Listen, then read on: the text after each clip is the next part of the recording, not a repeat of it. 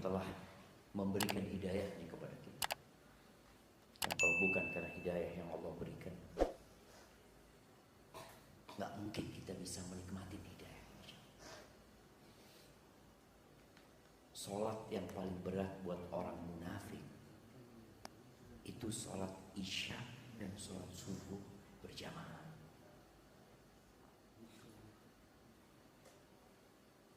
Bahkan kadangkala Nabi SAW ketika sholat subuh, beliau itu mengabsen. Hadir enggak Fulan? Katanya enggak. Fulan hadir enggak? Asyahidun Fulan? Enggak. Lalu beliau SAW mengatakan, athqalus salati 'alal munafiqin salatul isya wa salatul fajr. Salat yang paling berat buat orang munafik itu salat isya dan salat subuh. Kemudian orang yang salat isya berjamaah, kata Nabi SAW, man shallal isya fil jamaah faka'annama qama nisfal lail. Orang yang salat isya berjamaah itu seakan-akan dia salat setengah malam. Bayangin antum dapat pahala sholat setengah malam dibandingkan dengan antum sholat sendirian. Belum lagi pahala 27 derajat ya. Belum lagi pahala langkahnya. Kalau kemudian sholat subuhnya berjamaah, kata Nabi SAW, faka'annama qama al-laila kullahu. Seakan-akan dia sholat malam penuh dengan hanya sholat isya dan subuh berjamaah. Tapi kadangkala nikmat ini tidak dianggap nikmat. Semoga Allah membantu kita untuk senantiasa bersyukur kepada Allah, berzikir kepada Allah, dan beribadah yang baik. Allahumma salli wa sallim ala abdika wa rasulika sayyidina wa maulana Muhammadin wa ala alihi wa ashabi ajma'in. Amma ba'd. Tadi imam kita baca surat apa? Al-Fajr. Surat apa ya? Iya, Al-Fajr kayaknya. Atau sebagian kita juga nggak tahu apa yang dibaca imamnya. Yang jelas tadi anak yakin imamnya itu baca Al-Fatihah. Soalnya anak amin tadi seperti itu. Setelah itu nggak tahu. Subhanallah, di surat Al-Fajr ini kalau kita ngelihat ya, juz amma ini benar-benar. Tadi kajian habis maghrib tentang tafsir apa? Tafsir tadi surat Al-Fajr juga. Nah, jadi kalau kita lihat juz amma ini dari 37 surat, itu 34 surat turunnya di kota Mekah. Benar-benar menanamkan keimanan. Tadi kita bicara bagaimana persiapan Ramadan ya. Nggak ada Ramadan di kota Mekah itu. 13 tahun itu nggak ada puasa. Ditanamkan keimanan di diri para sahabat Nabi. Berkaitan dengan beriman kepada Allah, beriman kepada hari akhir ya. Terus, karena memang iman inilah yang menggerakkan orang mau beramal. Kalau kita bicara, orang kenapa mau puasa Ramadan? Allah mengatakan, ya ayyuhan nas, enggak. Ya ayyuhalladzina amanu. Allah tidak memanggil wahai umat manusia, enggak. Ini ibadah spesial, tidak untuk sembarang manusia. Maka Allah katakan, ya ayyuhalladzina amanu. Wahai orang-orang yang beriman. Dan keimanan itu dipupuk. 13 tahun bayangin ya. Di kota Mekah Nabi SAW itu. Kewajiban sholat itu turun di akhir-akhir dari 13 tahun itu. Ketika Nabi Isra Mi'raj. Hukum-hukum yang lain turunnya di kota Madinah. Perempuan pakai jilbab, ya itu di kota Madinah. Berkaitan apalagi kewajiban haji, jauh itu. Bahkan kita tahu Nabi SAW baru berhaji itu di tahun ke-10 Hijriah. Beberapa bulan sebelum beliau meninggal dunia sallallahu alaihi wasallam. Jadi Kalau kita lihat, ya ini alhamdulillah kajian tafsir ini kajian yang sangat dibutuhkan sama kita, khususnya yang berkaitan dengan juz amma ini, dipupuk keimanan itu. Bagaimana tadi dibacakan oleh Ustadz ya, waji'a yawma idzim bi jahannam, akan didatangkan pada hari itu neraka jahanam. Neraka jahanam itu menggeliat. Yang tahu besarnya cuma Allah Azza wa Jalla. Kata Nabi SAW, neraka jahanam itu punya berapa tali kekang? 70.000 tali kekang. Ma'a kulli zimamin sab'una alfi malak. Dengan setiap tali kekang itu ada 70.000 malaikat. Jadi satu tali itu ada 70.000 malaikat yang megang. Jadi berapa yang menarik neraka jahanam itu? Jamaah, 70.000 kali 70.000.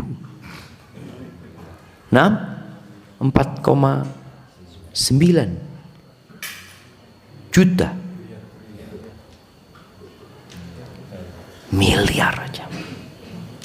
Ya apa bayangin ya. Kalau antum bayangkan ada sesuatu yang ditarik oleh manusia aja, sebanyak 4 miliar manusia yang narik, atau satu penduduk Indonesia semuanya narik itu jamaah, seperti apa barang yang dia tarik itu jamaah.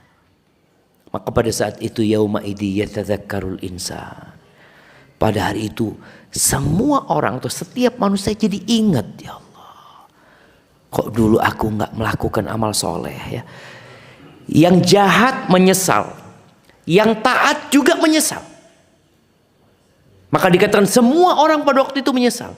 Kalau yang jahat kenapa dia nggak taat? Kalau yang taat kenapa dia nggak tambah ketaatannya? Kenapa anak waktu itu kok cuma sholat 5 waktu ya? Kenapa aku kok nggak sholat sunnah pada waktu itu? Yang sudah sholat sunnah juga menyesal, kenapa aku kok nggak nambah sholat sunnahku? Seperti itu. Tapi kata Allah, wa anna lahu dzikr. Apa gunanya ingat pada waktu itu? Nggak ada gunanya sudah, nggak bisa nambah amal sedikit pun. Makanya sekarang kita ini berada di negeri beramal, darul amal. Makanya Ali bin Abi Thalib mengatakan al-yawm amal. Hari ini kita beramal wala hisab, tidak ada dihisab jemaah. Untuk amal akhirat kita ada yang dihisab untuk? Nggak ada. Ya sudah beramal, datang kajian ya, dapat fulus. Ini yang apa istilahnya? Ada warga Borneo, ada siswa Borneo.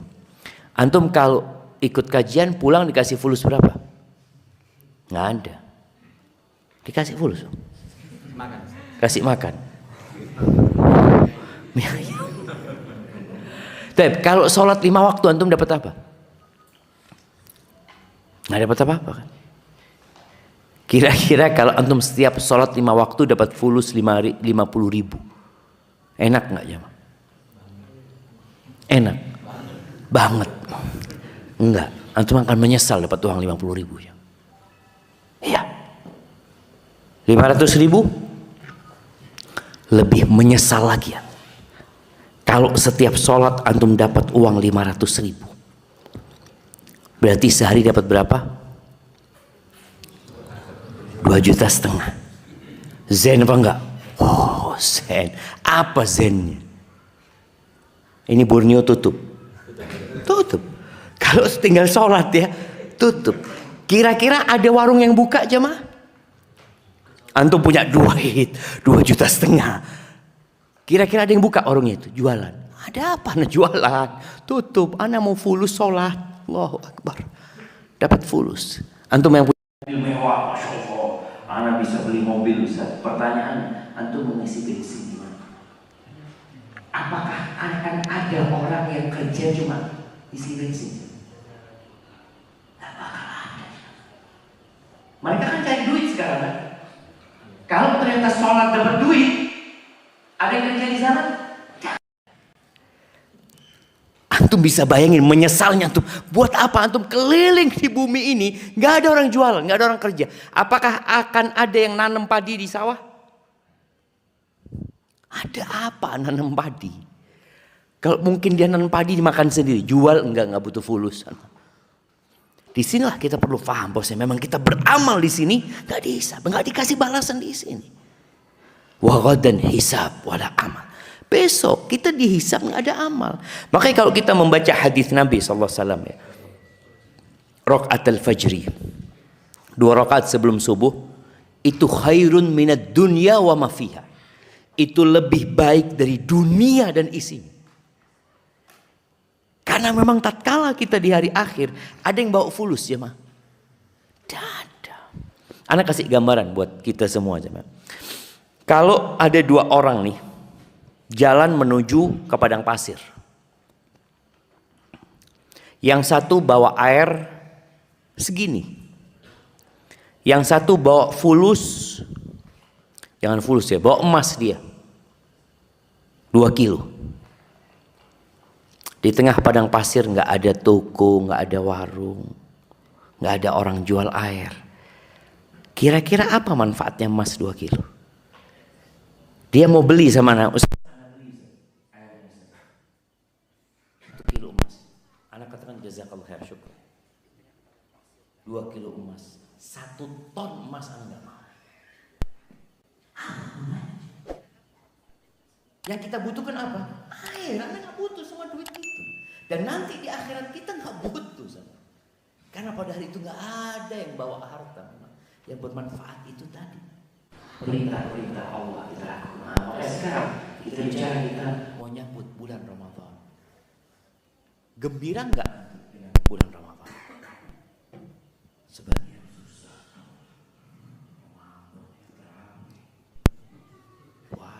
Rencana 1 hari berapa juz di sini? Hah? Berapa juz rencana 1 hari? Nah, juz. Berapa juz rencananya? Paling berapa ya? Mana? Antum ikut makmum atau makmum ikut imam? Gimana bang? Kok berapa ayat kan? Ya paling enggak 1,5 lah. Ayat tadi bilang, iya. Kalau kita bergembira jemaah dan benar, kita menyambut kehadiran Ramadan, kita akan siap-siap. Apa persiapan? Anak hari ini membaca berita kira-kira 850 tiket, 850.000 tiket kereta ludes. Ini orang persiapan mudik, bukan persiapan Ramadan.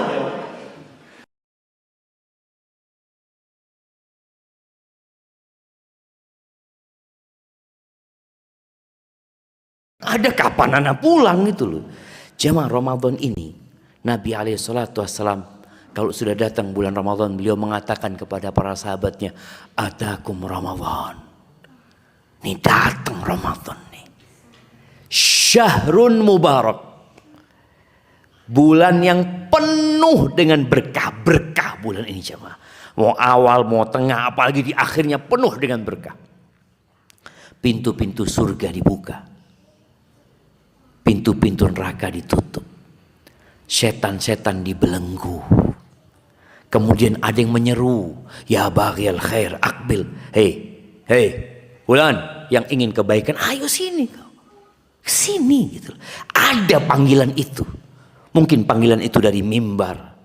Mungkin panggilan itu dari handphone. Yang jelas panggilan itu ada di hati kita. Panggilan untuk jadi orang baik. Dipanggil antum jemaah.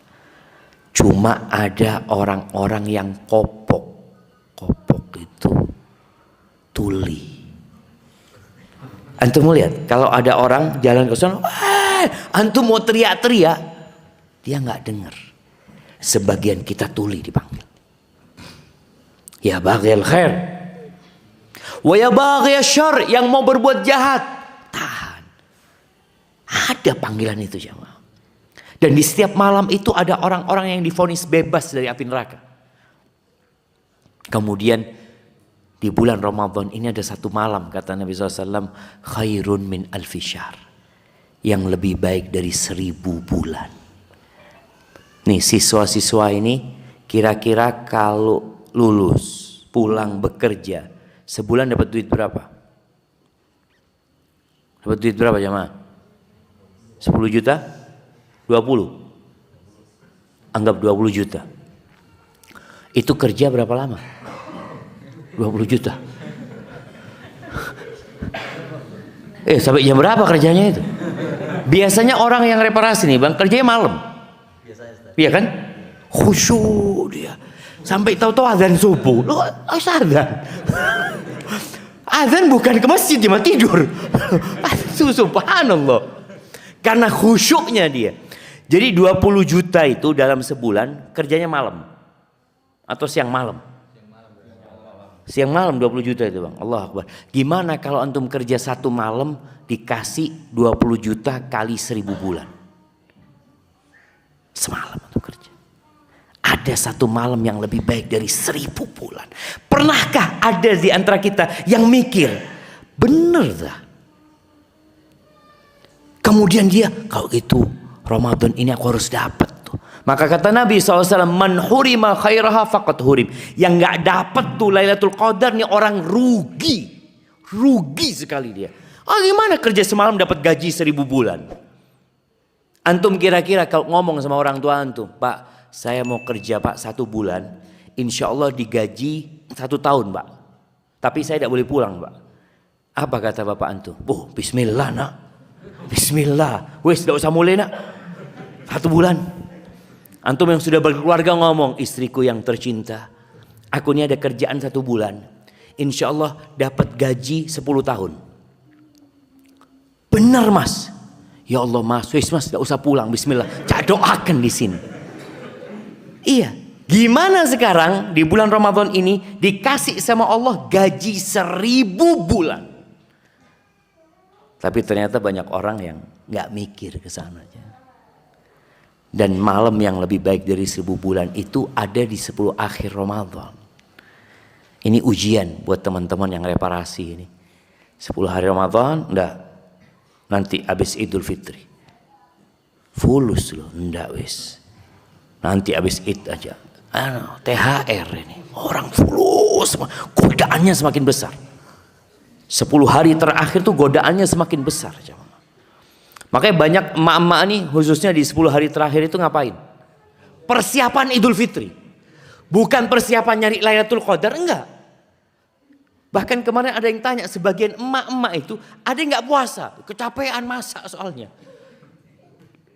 Karena mereka tidak sadar bahwasanya malam itu betul ada.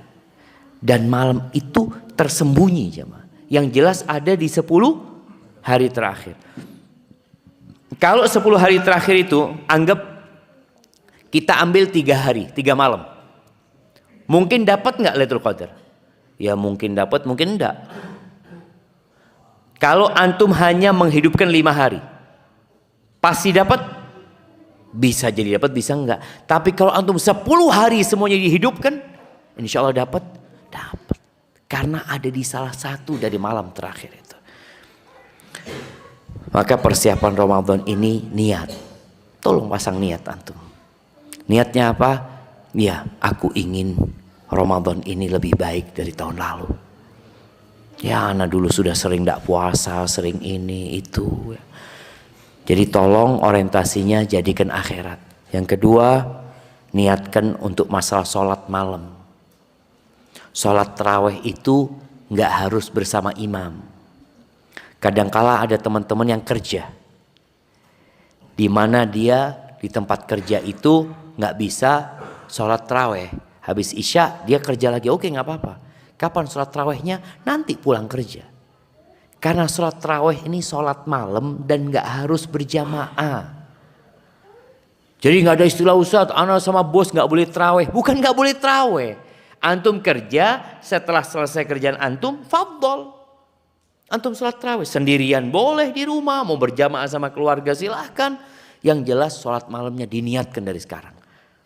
Dan cari masjid yang bacaan imamnya membuat kita lebih khusyuk.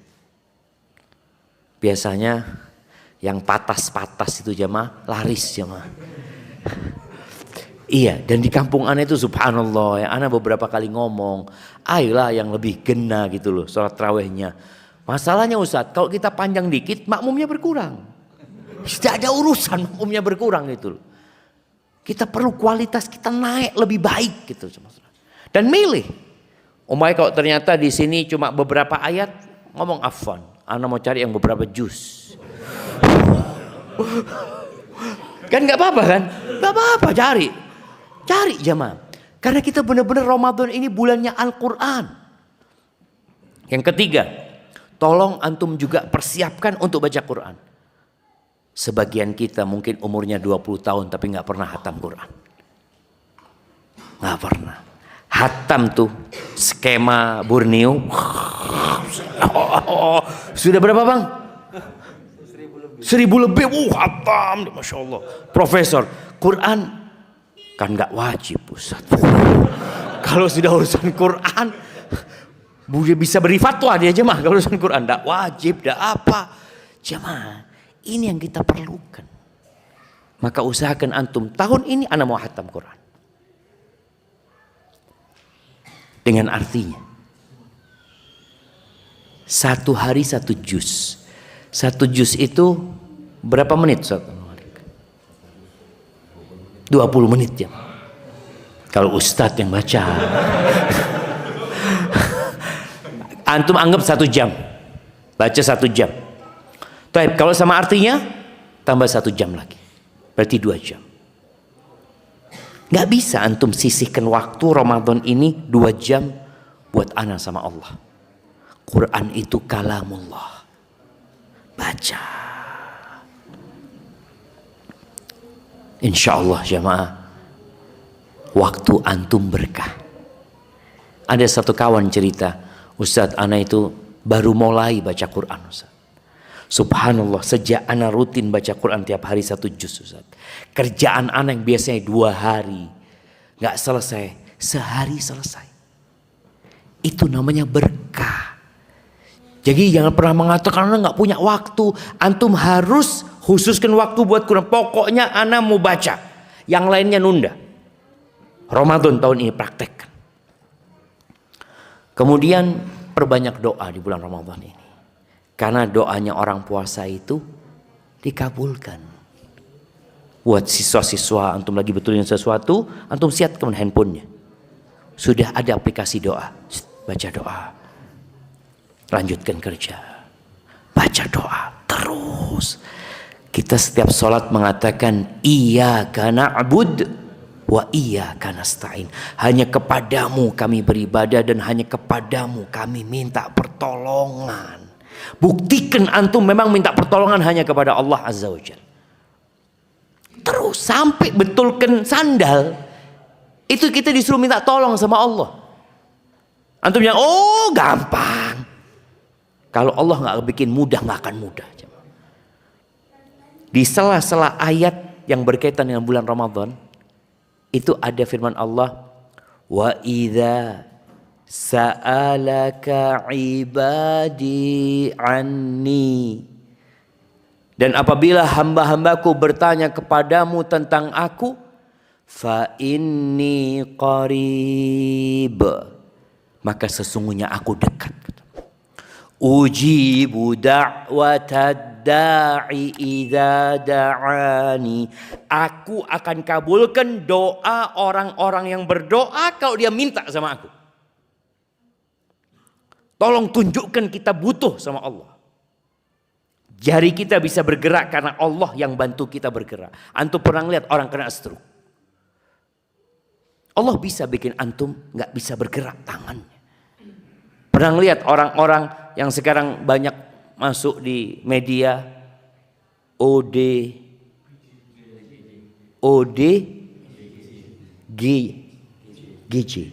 orang dalam gangguan jiwa. Antum pikir Allah nggak bisa bikin antum seperti dia? Tinggal kun jadi seperti dia antum. Maka kita perlu benar-benar mohon sama Allah bantuan, minta sama Allah dalam semua kerjaan. Ketika antum merasa berat, ya Allah kok berat ini itu, ya Allah mudahkan buat hamba ya Allah. Nggak bisa bahasa Arab, minta dengan bahasa Indonesia. Falyastajibu li wal yu'minu bi la'allahum yarsyudun. Hendaklah mereka ya merespon perintah-perintah Allah itu. Tadi baca Quran, diperintahkan ini dikerjakan, dilarang tinggalkan. Tidak ada kebahagiaan yang lebih daripada antum mengenal Allah Subhanahu wa taala. Itu mungkin dapat Anda sampaikan. Kurang lebihnya mohon maaf. Terus sekarang apa ini, Bang? Udah pinter semua, nggak ada yang tanya, Bang. Berarti mana? Nah, ada pertanyaan? Alhamdulillah. Ada? Nah, fadhal. Waalaikumsalam warahmatullahi wabarakatuh. Tadi Ustaz bilang kita harus menumbuhkan lapang, bahagia, senang gitu kan saat mau berjumpa dengan Ramadan gitu. Untuk bisa muncul rasa itu tuh seperti apa tuh ininya? Karena kadang saat ini tuh kayak yang masih agak berat gitu kan. Iya. Iya. Jadi memang agar kita bergembira, Nabi SAW menjelaskan keutamaannya. Ada ini, ada ini, ada ini, ada ini. Itu kan membuat orang jadi, ya Allah ya. Ternyata menyenangkan di sana itu. Kemudian yang kedua, memang harus ada pembiasaan sebelum Ramadan tiba.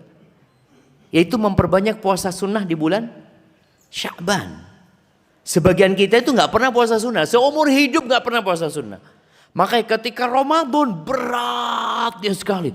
Allah, lemes ya kalau kita lihat ya. Hari pertama itu delosor.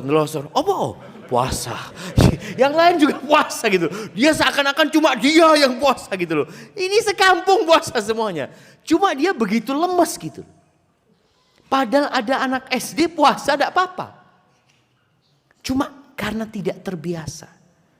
Rasul SAW di bulan Sya'ban kata istri-istrinya, kana yasumu Sya'ban kullahu. Full beliau puasa bulan Sya'ban. Full. Di riwayatnya dikatakan illa qalila. Ya hanya beberapa hari beliau enggak puasa.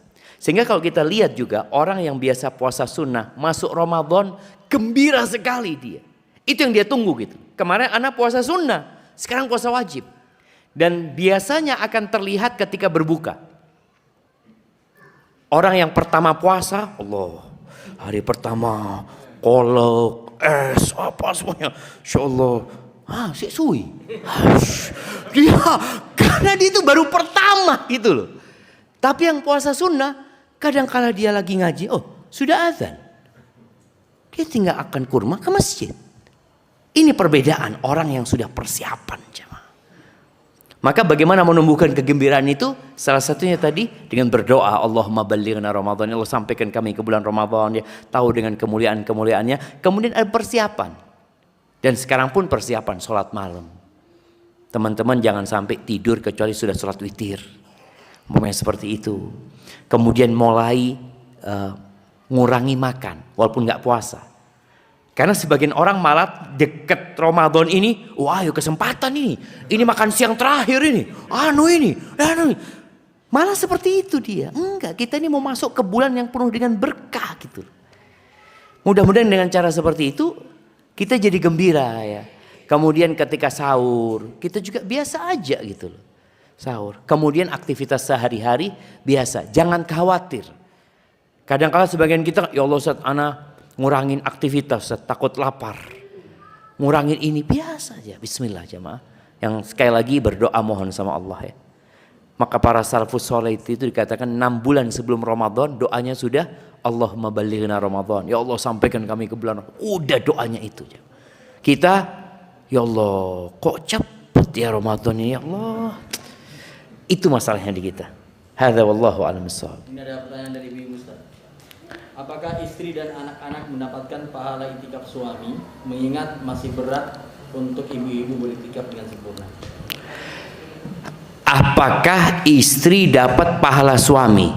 Yang itikaf suami, istri yang dapat pahala gitu. Suami nggak dapat apa-apa gitu. Ya, ibu-ibu juga disyariatkan itikaf ya. Tapi ketika tidak bisa itikaf, niatkan itikaf. Anak kepingin iktikaf ya Allah ya, tapi masih ada anak ya yang nggak bisa diajak iktikaf. Ya. Istri-istri Nabi iktikaf bersama Nabi SAW. Tapi kan memang rata-rata istri Nabi itu nggak punya anak. Sehingga ketika suaminya iktikaf, dia nggak ngapa-ngapain di rumah, dia bisa ikut iktikaf. Seperti itu. Kalau dikatakan apakah dapat pahala istri? Ketika seorang istri melayani suaminya, dia kirim makan buat suaminya, kirim berbuka buat suaminya, dia doakan suaminya. Ketika suaminya pulang, Mas jangan pulang, iktikaf sana masjid. Dapat pahala itu jemaah. jadi dia itu punya peran nyuruh suaminya iktikaf. Karena yang menunjukkan orang berbuat baik akan dapat pahala seperti orang yang ngamalkan itu jemaah. Maka usahakan ibu-ibu dari sekarang ini sudah ngomong, Mas iktikaf nanti Mas ya. Terus disemangatin suaminya, insya Allah dapat tuh pahala iktikaf. Tapi kalau suaminya, ya Allah Mas kalau bisa jangan iktikaf, nggak dapat pahala. Karena dari awal dia bukan termasuk yang mendukung. Dia merasa berat dengan iktikaf suaminya. Dan bagi para wanita, ada wanita-wanita mungkin yang merasa enak ya laki-laki ya sholat berjamaah di masjid. Ini kita yang perempuan, sholatnya perempuan di rumah lebih baik daripada sholat di masjid. Jadi Allah memberikan karunia yang berbeda.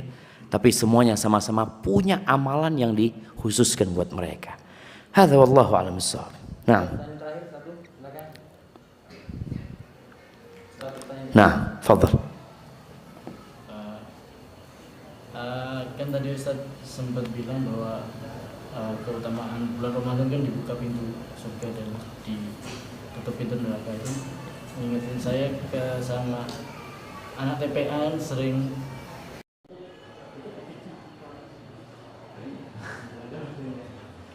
efeknya banyak orang-orang berbuat baik.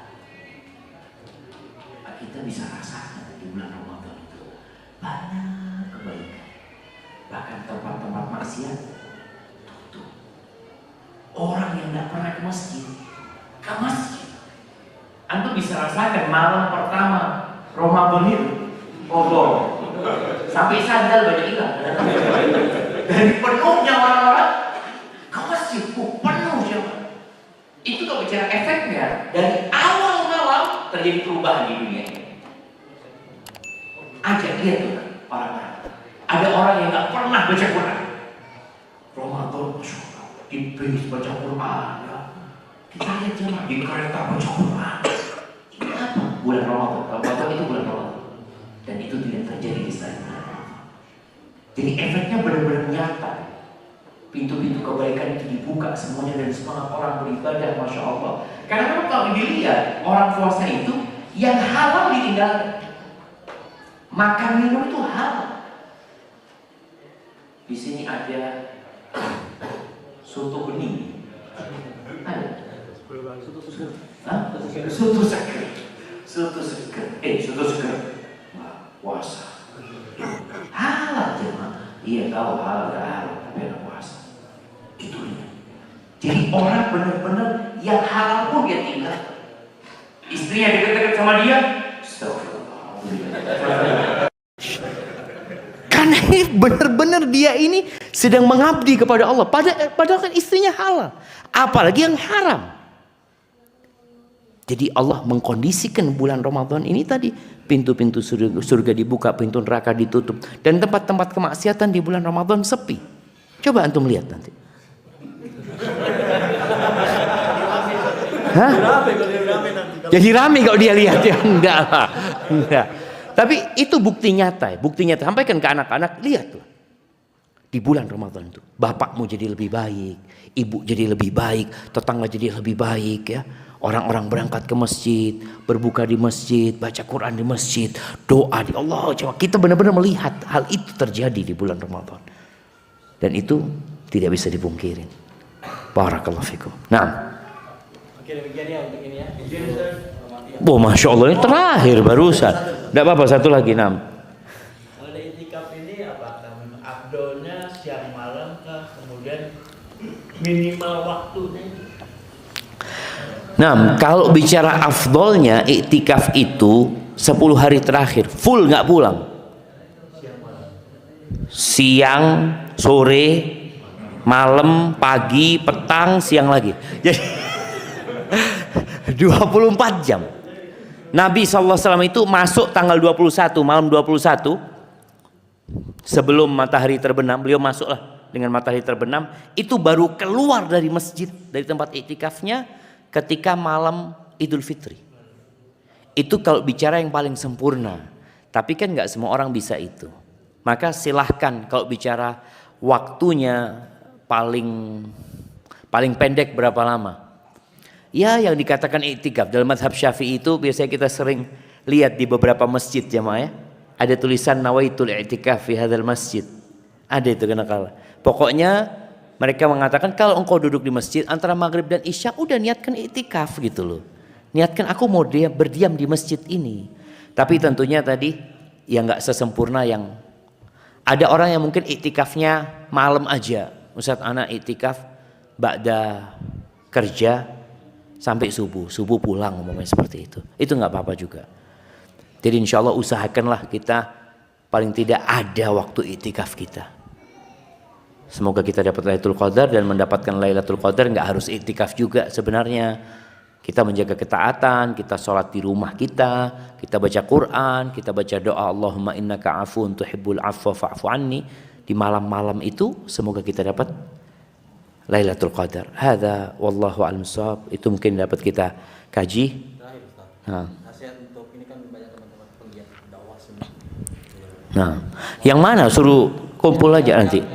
Iya, yang siswa boleh makan sudah Bang. Siswa boleh makan. Iya, yang siswa boleh makan. Nah, silakan. Nah, bagi yang siswa dipersilahkan mungkin.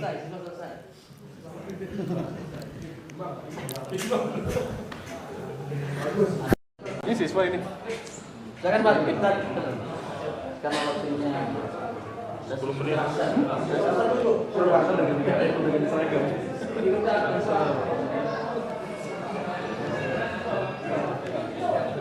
Nah, yang siswa udah boleh makan, yang mahasiswa tetap.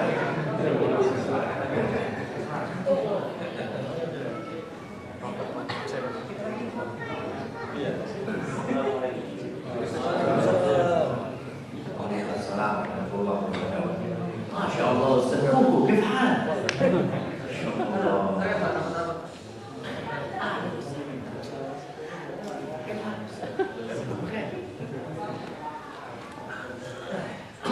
Masya Allah, ini ada ustaz semua, jadi 5 menit aja.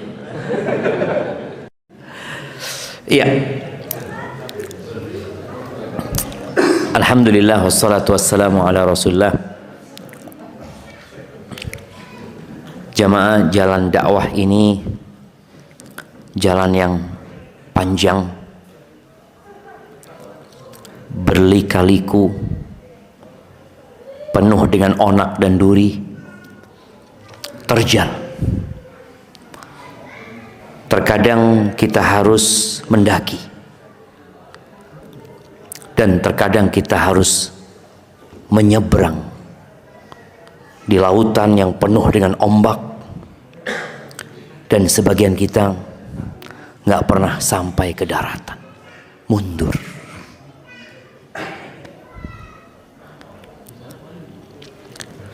Ketika Allah Azza wa Jalla menyebutkan tentang keutamaan dakwah ini, Allah mengatakan wa man ahsanu qawlan mimman da'a ila Allah wa amila salihan wa qala innani minal muslimin.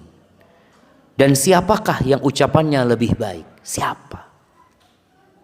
Daripada orang yang mengajak kepada Allah Azza wa Jalla. Dia mengajak. Jadi dia bukan baik untuk dirinya sendiri. Sebagian kita ini kan dulu mungkin belum baik. Kemudian Allah kasih hidayah, sehingga dia jadi baik. Engkau bisa menjadi yang terbaik dengan catatan mengajak orang lain untuk jadi lebih baik. Ketika kita hadir di majelis ilmu, umpamanya kita dapat ilmu, anggap yang hadir 50 orang. Pekan depan bagaimana majelis itu jadi 100 orang. Karena setiap satu orang ngajak. ke tempat itu. Nggak ada yang lebih baik, subhanallah jemaah. Antum dapat satu orang aja yang antum ajak ke jalan Allah Azza wa Jal, itu lebih baik kata Nabi SAW min humrin na'am, dari onta merah jemaah. Onta merah itu simbol sesuatu yang paling bagus dari harta manusia. Itu lebih baik dari itu. Nah, pertanyaan yang kita lakukan itu enggak.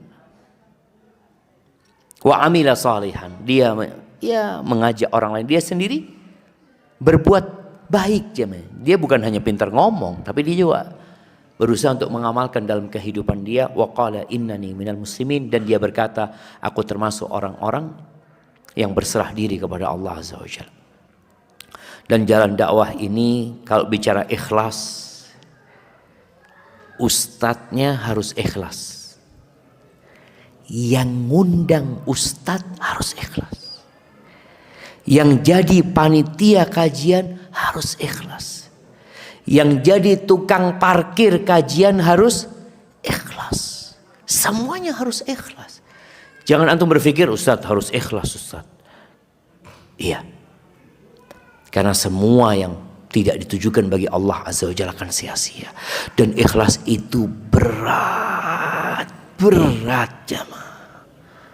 Sebagian salafus saleh itu ngajar hadis.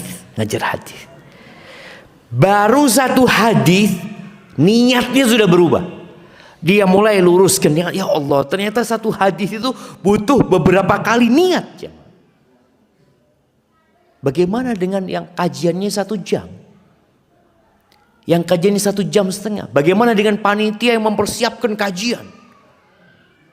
Kadangkala panitia setelah jamaah penuh di masjid, oh kena ya Masya Allah, ana yang ngatur parkirnya nih jamaah, Masya Allah.